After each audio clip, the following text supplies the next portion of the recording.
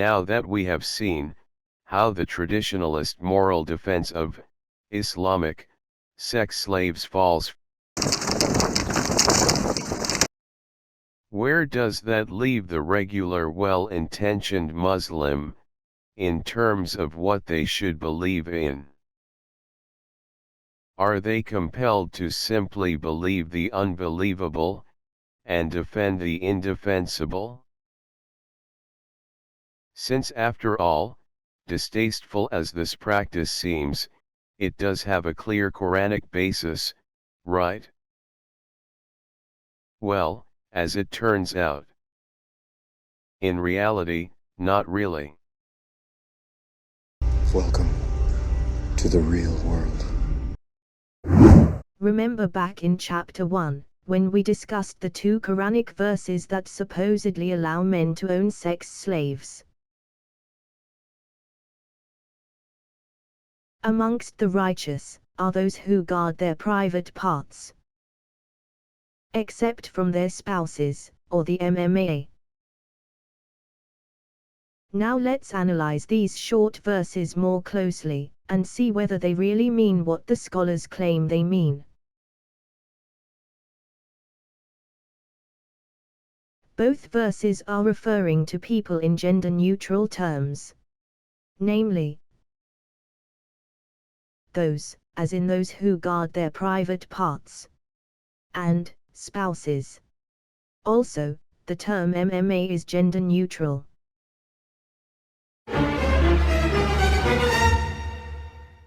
The one thing that Islamic sex slave defenders are most adamant about is that Islamic law only allows male Muslims to have female sex slaves, not female Muslims having male sex slaves, or any other possible combination.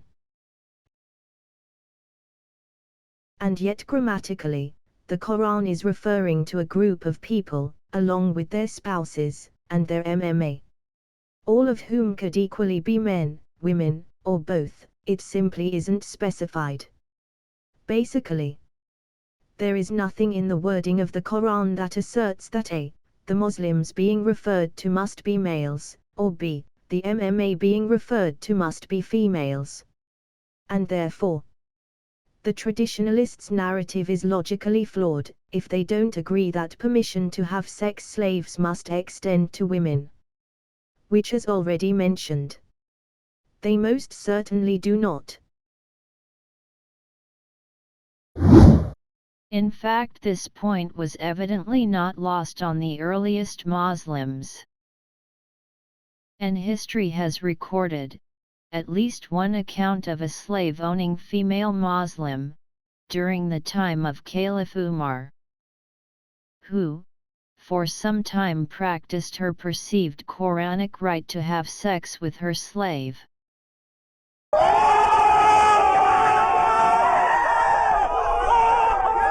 When questioned by an incredulous Umar, she cited the relevant non-gendered Quranic verse, claiming, "Ownership by the right hand, made lawful to me, what it makes lawful to men." Umar of course disagreed, and put an end to the relationship. But interestingly, did not come up with any convincing argument for why she was wrong, merely retorting that her position is not that of a man, but rather one in ignorance. Basically, an 8th century version of the vibe argument. It's just the vibe of it. In summing up, it's the vibe, and no, that's it. It's the vibe. I rest my case.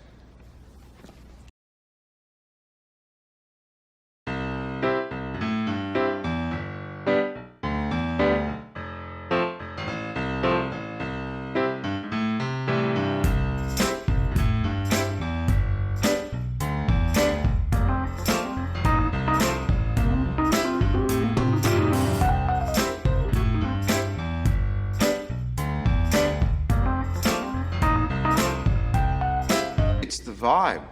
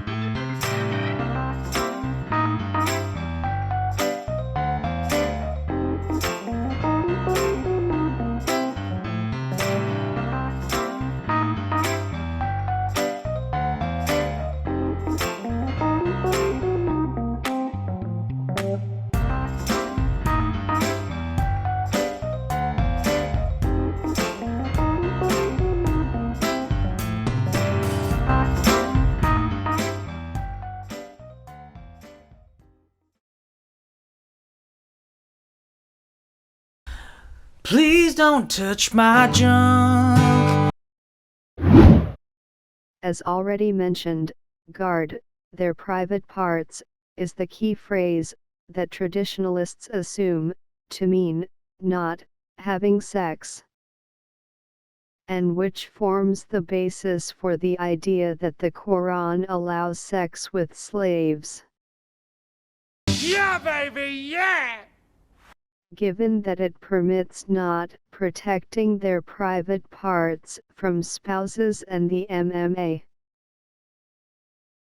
whom traditionalists assume means their slaves. So let's firstly look at the actual phrase in its Arabic. والذين هم لفروجهم حافظون. Here the word for private parts is furuj, which comes from the root word faraja, which literally refers to a gap between two objects, and in this context can be thought of as our private gaps that we tend to keep covered. In particular, the gap between the thighs, where the genitalia are. And the word translated as guard is actually the noun for guardians, hafidhun.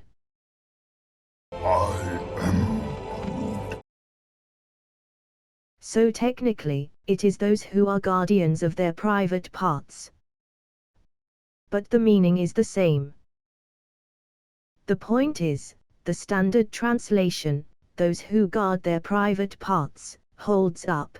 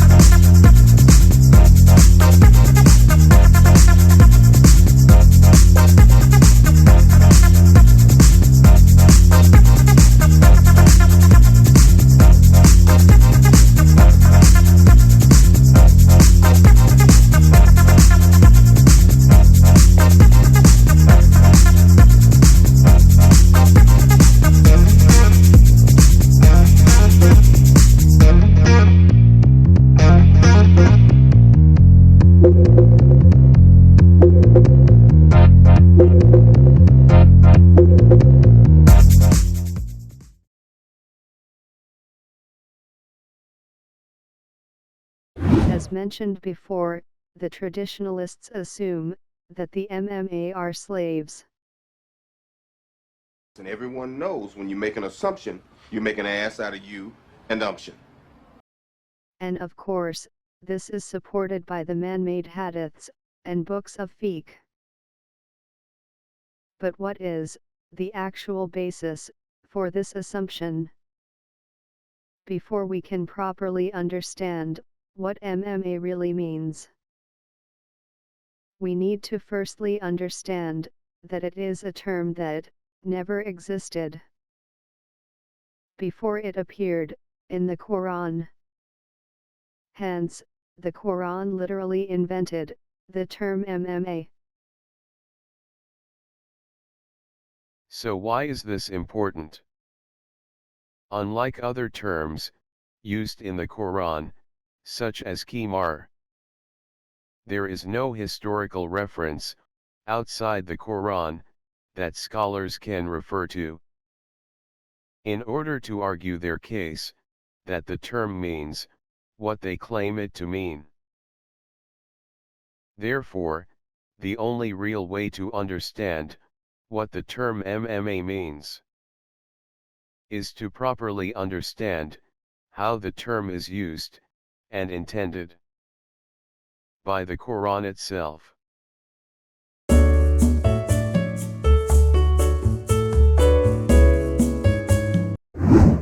In the Quran, the term MMA occurs in various forms a total of 15 times.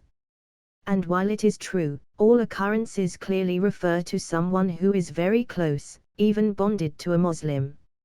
Are they necessarily slaves? ما ملكت أيمانكم. Malakat comes from the root malaka, which refers to possessing power over something. And here it is in past tense form malakat, which therefore translates as possessed.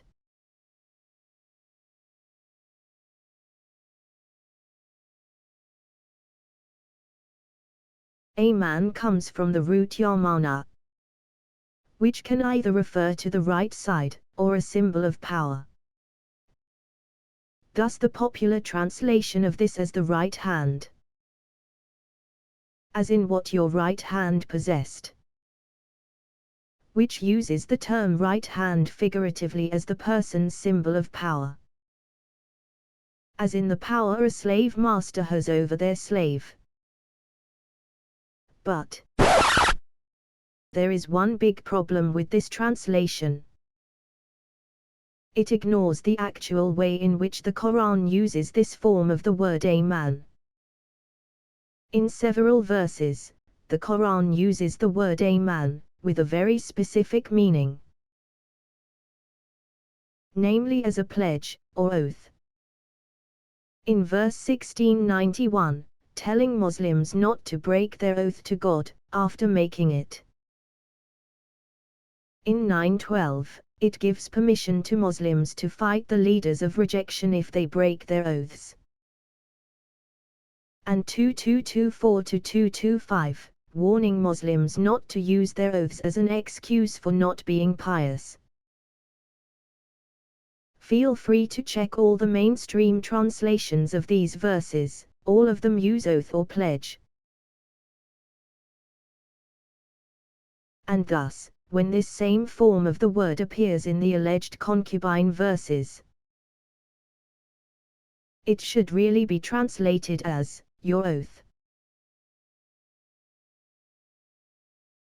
And when we add it to the rest of the phrase, we get those who are possessed by your oath. Or, to put it in a more meaningful way, those you are bound to, by your oath. So it would seem that people who are bound to you by your oath describes people that you, at some point, promised to look after. I suppose this could, conceivably include slaves. But surely, there are other possibilities. Well, yes, and in fact you don't really need to look very far to understand who else it might be referring to. Oh wait, hang on, I'm getting something. The Quran quite clearly identifies the MMA as people you have an obligation to provide for, and associates these people as coming from underprivileged backgrounds, and also those displaced by war. And it might equally include people from within your own society, or people from different societies, for example, refugees fleeing war. Simply people who are in need of help, and whom you pledge to take care of, by welcoming them into your home. And they could equally be men, women, children, or entire families. Remembering that the Quran makes no distinction regarding gender.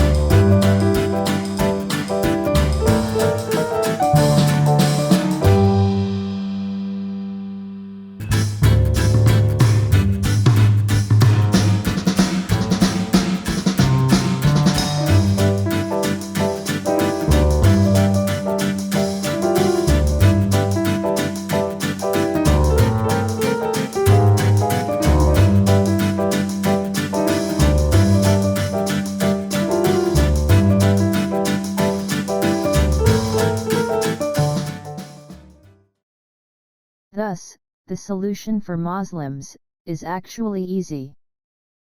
Since the verses in question can easily be interpreted without needing to insinuate anything about having sex with slaves. All it takes is for us to read and think for ourselves. Apply some basic common sense, and not to blindly follow the immoral and irrational interpretations of the scholars. Just stick to what the Quran itself actually says, not the distorted reinterpretations that were introduced centuries after the Quran was revealed. So just stick to the original source.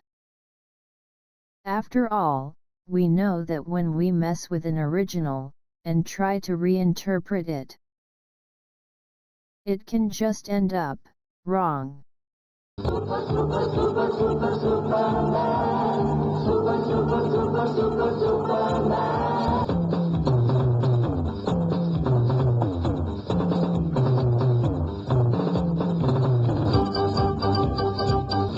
So very wrong.